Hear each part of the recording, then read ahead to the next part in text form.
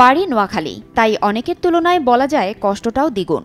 সম্প্রতি সামাজিক যোগাযোগ মাধ্যমে এক ভিডিও শেয়ার করেছেন চিত্রনায়িকা শবনম ইয়াসমিন বুবলি, যেখানে দেখা যায় বন্যা কবলিত এলাকার মানুষদের মাঝে ত্রাণ বিতরণ করছেন তিনি। বুবলি মনে করেন, বন্যার্তদের মাঝে উপহার সামগ্রী পৌঁছানোটাই সবচেয়ে বড় চ্যালেঞ্জ। সাম্প্রতিক বন্যায় ক্ষতিগ্রস্ত হয়েছে দেশের উত্তর পূর্বাঞ্চলের 11টিরও বেশি জেলা। বন্যার পানিতে লাখ লাখ মানুষের বাড়িঘর, ফসলি জমি তলিয়ে গেছে।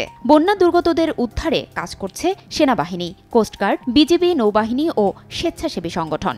পিছিয়ে নেই চলচ্চিত্র শিল্পী, অভিনেতা, অভিনেত্রী, ইউটিউবার, ইনফ্লুয়েন্সার সহ সঙ্গীত শিল্পীরাও যে যেভাবে পারছেন সাহায্যের হাত বাড়িয়ে দিচ্ছেন।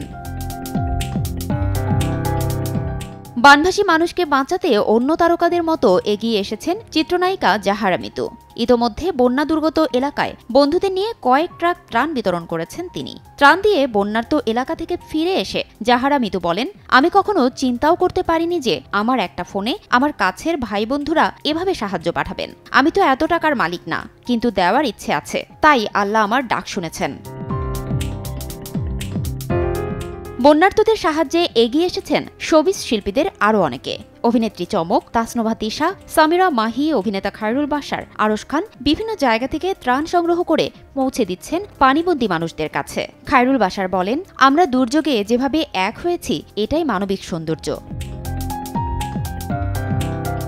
এদিকে মাস্ক পরে বন্যা কবলিত মানুষের জন্য কাজ করছেন অভিনেতা বাপ্পি চৌধুরী। ঢাকা বিশ্ববিদ্যালয়ের খেলার মাঠে ত্রাণ সংগ্রহ ও বিতরণের জন্য প্রস্তুতি কার্যক্রমে পরপর 2 দিন অংশ নিয়েছেন বাপ্পি চৌধুরী।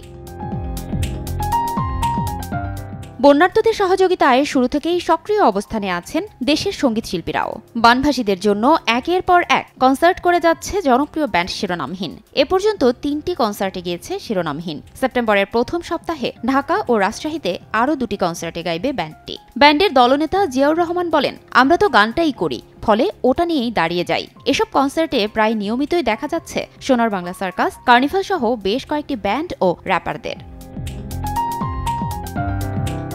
এর আগে ঢাকা বিশ্ববিদ্যালয় ক্যাম্পাসে সন্ত্রাস বিরোধী রাজু ভাস্কর্যের পাদদেশে জরুরি সংযোগ শীর্ষক কনসার্টে শিরোনামহীন সহ কয়েকটি ব্যান্ড ছিল। কনসার্টে 21 লাখ টাকার বেশি ত্রাণ তহবিলে জমা পড়েছে। জগন্নাথ বিশ্ববিদ্যালয়ের শিরোনামহীন সোনার বাংলা সার্কাস সহ কয়েকটি ব্যান্ডের কনসার্ট ফর ফ্লাড ভিকটিম থেকে 8 লাখের মতো অর্থ উঠেছে।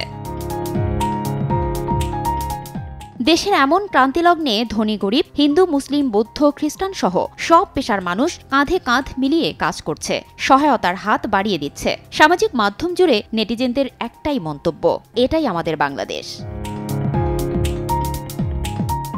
ফারজানা লিনা, সময় সংবাদ, ঢাকা।